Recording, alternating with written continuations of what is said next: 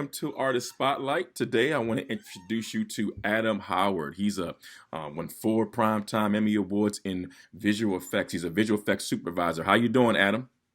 I'm fine, thank you. How are you? That's great. Thanks for being here with us today. My pleasure.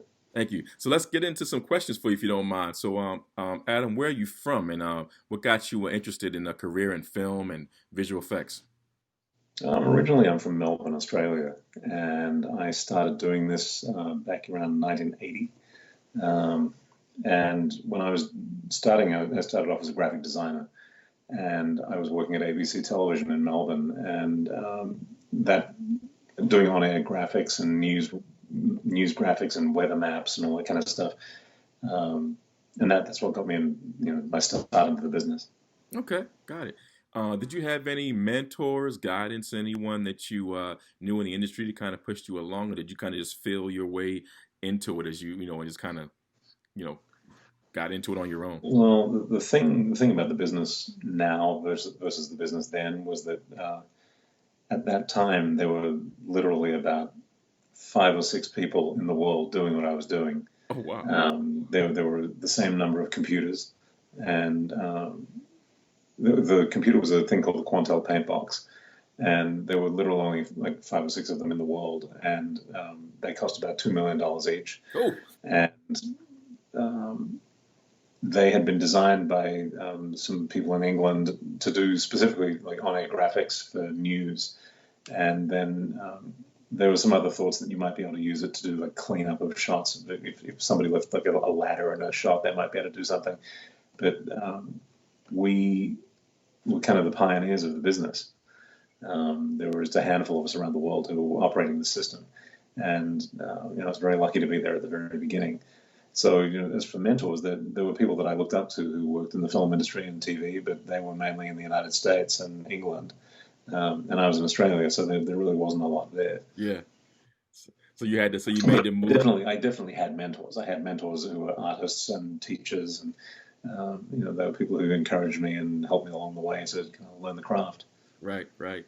So, coming to the States, did that kind of become almost the catalyst to kind of bring you into the film and TV kind of world? Well, I was working in TV. I'd been working in TV for about 10 years when I first came to the States. I came to the States in 1990, and I came with the 3 specific dreams. I wanted to work on Star Trek: The Next Generation and the original MacGyver, and I wanted to work on Star Wars. So And you were that specific. Wow. oh yeah, that's just what I wanted to do. I And well, love the it. thing was, Star Trek: Next Generation at the time was the highest profile sci-fi visual effects related show in the world, and it was also one of the highest rated shows on TV in the world at the time. Um, and so I came to the States, and through a whole series of, in many cases, very lucky circumstances, I ended up becoming the senior animator on the show after 7 months of being here. And so I became lead animator on that show. And then a few months later, I ended up working on MacGyver as well because it was being done by the same company. So I got 2 out of the 3. Wow. Uh, and then many years later, I was invited to go to Industrial Light and Magic and work as a senior artist up there. And during my time there, I got to work on Star Wars. So yeah, I got all 3, which was great. Yeah. That's awesome. Well, let's back up a little bit and let's explain to everyone what exactly a visual effects supervisor is, what that entails, as it relates to the overall film and television process. Can you kind of go into that in layman's terms, what it is that they do? Yeah, I mean, basically visual effects are anything that cannot be created either for real in front of the camera because it's too dangerous or too expensive or just physically impossible. Um, Things like we want to see ancient Egypt as it was in the day. Okay, well that doesn't exist anymore, so we've got to create that. We want to sink the Titanic, or we want to fly a spaceship into space. In many cases that's just not possible to do for real, and so we use many different techniques to create that, whether they're miniatures or matte paintings or CGI, um, combinations of all the above. There's so many different techniques within visual effects, and so my job is to work with the director to establish what needs to be handled by visual effects and then how we're going to do that. And then, we go through pre-production and we work out how all that's going to happen, and then we get into production and we're on set. So I'm on set with the director, making sure that all the elements that need to be shot for the visual effects shots are done the way they need to be done. And then once we move into post-production, editorial cuts the film together, or a TV show or whatever it is. And then once they've got a first cut, then we can start working on the actual shots and putting them together. So it's a long process, but it's pretty cool. Yeah, right. And so I'm assuming you just mentioned you work with the director. So I'm assuming on a television show you're working with a showrunner or a producer. If on a TV show, right? Yeah. I mean, the thing with TV shows is that the showrunners and the producers are the ones who stay pretty constant. The directors can change every week. So if you look at some shows, they'll do like blocks of episodes with with a director. So I know my friend Jonathan Frakes, who was Commander Riker in Star Trek. I worked with John again a couple of years ago on a TV series in Atlanta. But he just recently directed some of the episodes of the new Picard series, and so he got a block of episodes that he worked on, and then it would go to the next director, and they do their block. So with a TV series, you're working with the producers and the showrunners, but you're also then working with the director of that for that week, and in many cases, you're prepping this week while you're shooting at the same time with a different director. So there's a lot of stuff to keep track of. Yeah, and I've seen some of your work has been so fascinating. I've seen that you worked on some of my favorite movies, Armageddon, Social Network. I mean, the list goes on. You have such an impressive, background. Of course, like you said, the Star Trek stuff. I mean, I'm just amazed. Can you explain uh, the subtle differences? So you think of a movie like Armageddon, for instance, versus a movie like The Social Network, right? Just take those two. You wouldn't necessarily think of heavy visual effects in a movie, a drama like that, Social Network, but you could kind of see it obvious in, an Armageddon or Harry Potter. Right. Can you explain how, like, in a movie like that, that you wouldn't expect it, what you're actually doing, where the visual effects come in? Yeah, absolutely. I mean, obviously, in Armageddon, we're flying a couple of spaceships up to an asteroid that's going to impact with the Earth, and the guys have to land on the asteroid and blow it up and save the day. So the spaceships that they're flying in were miniatures and CG, but mainly miniatures that we built. We built a few different scales. The small one was I can't remember how big the small one was. Only maybe 3 or 4 feet long. The larger ones were about 8 feet long, and then we had one very large one that was 40 feet long. So that's an obvious film for visual effects. The Social Network was interesting in that David Fincher, who was directing it, he didn't want to commit to any of the stuff that was going to be on the computer screens, because he wanted to make sure that everything was exactly what he wanted it to be. And the easiest way for him to do that was to just shoot the film first and then worry about all of that stuff later on.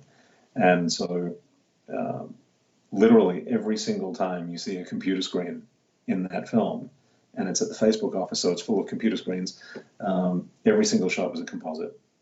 And so we had about 480 shots in that film that were visual effects shots that we were handling, when we just did the computer screen and stuff.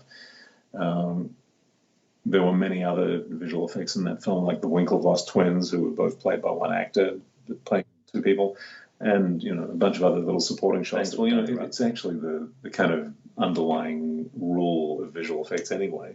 The second that you do a shot where somebody says, "Wow, what a cool visual effect," you failed, because you made it about how clever you are, not about just supporting the story. I kind of stick by that, and we try and make sure that the shots are completely invisible and that they don't take people out of the story, because the moment you take somebody out of a story or out of an emotional moment in a film, you really did fail. Because you mentioned the computers and the equipment you were using back in the day, and how there were so few of them. What's that look like now as far as software, equipment, etc.? What are your tools of the trade per se today? And it depends on what the specific needs of the shot are.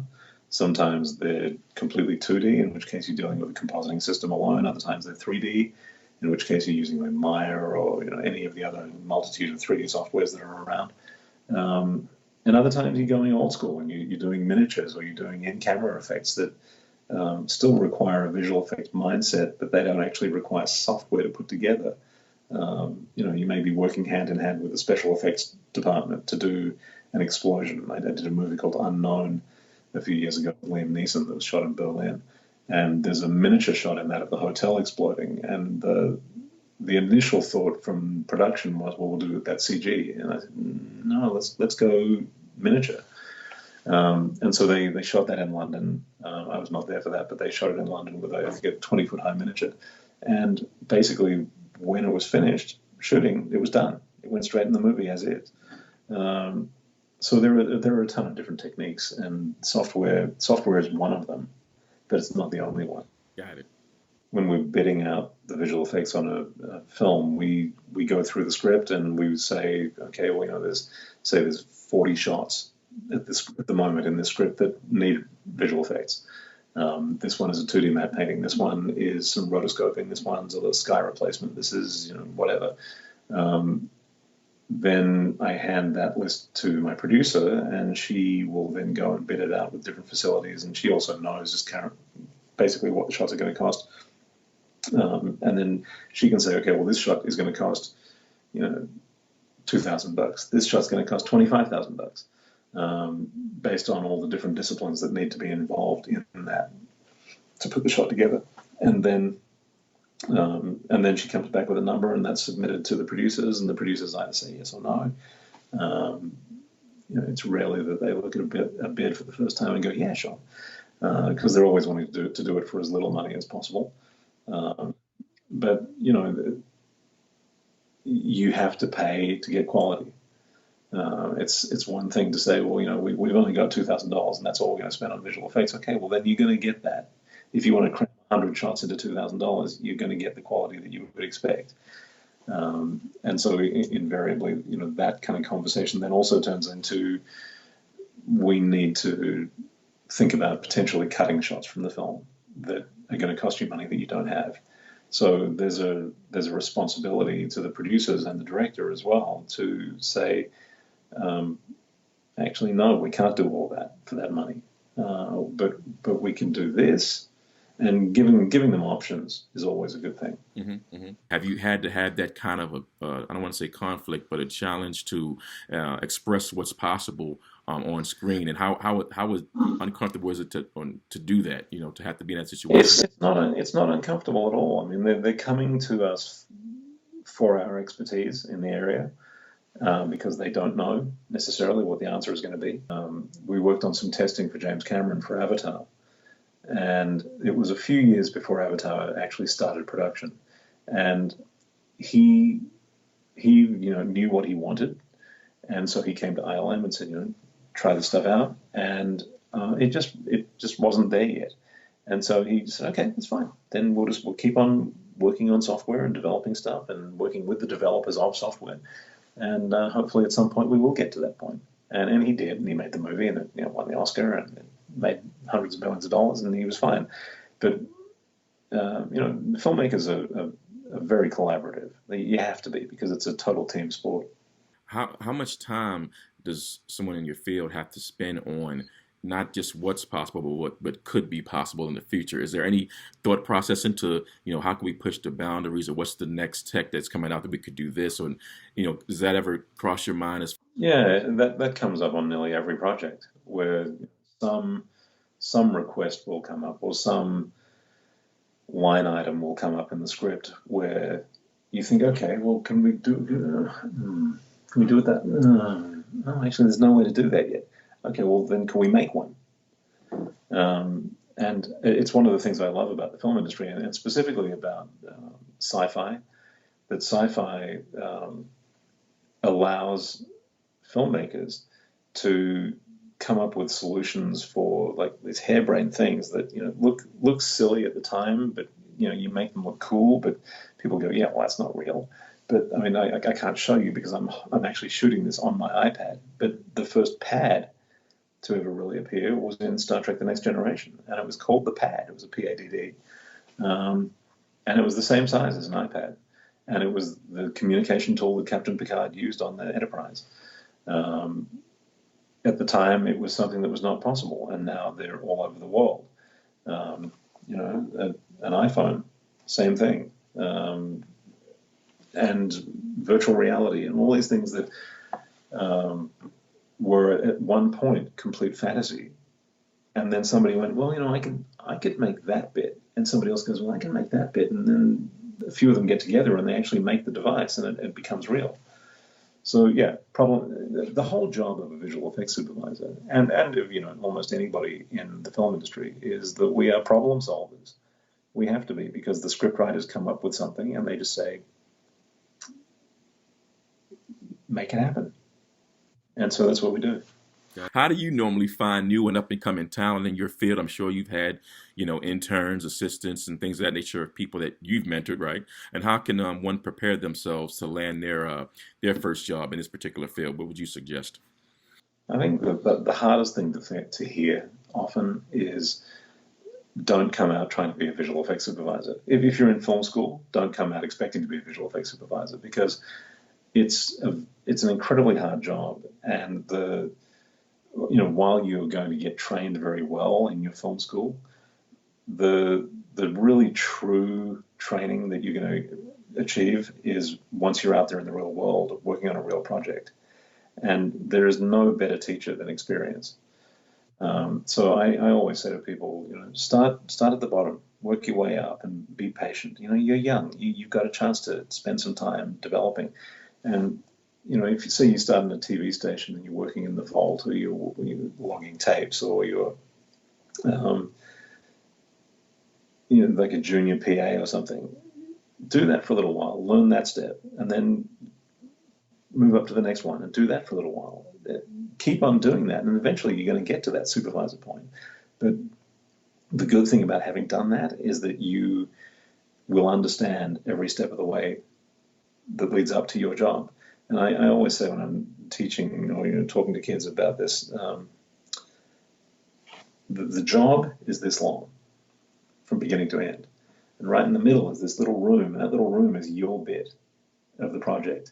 You have to know exactly what happens in that little room completely, because that's what they're relying on you on. But you kind of need to understand everything from the moment what comes into your room back to the beginning, so that you can tell everybody back here what you need, so that when you get it, you can do your job. And then you need to understand everything after that, so that you do the right thing for them. And so you kind of need to understand the entire process. So learning the process is a really important thing, and being patient. You obviously I was have to going to have the say, skill sets. If you're going to be an artist, you have to have the skill sets in the digital world that we're in now to be able to do many different things. Try and master as many different softwares as you can. You're never going to be a master of all of them. But if you try like compositing and 3D and all this stuff, and you realize, I really like compositing, then focus on that, and be the best compositor that you can be. Likewise, be the best 3D animator, or the best rigger, or the best texture painter, or the best matte painter, or the best rotoscope artist. Um, Striving to learn it to be the best you can possibly be in that realm is really important. continued success to your long, illustrious career. I know you got plenty of good things coming up, which you look forward to. And please be a friend to the show, my friend. Thank you very much. Thanks for having me. Thank you.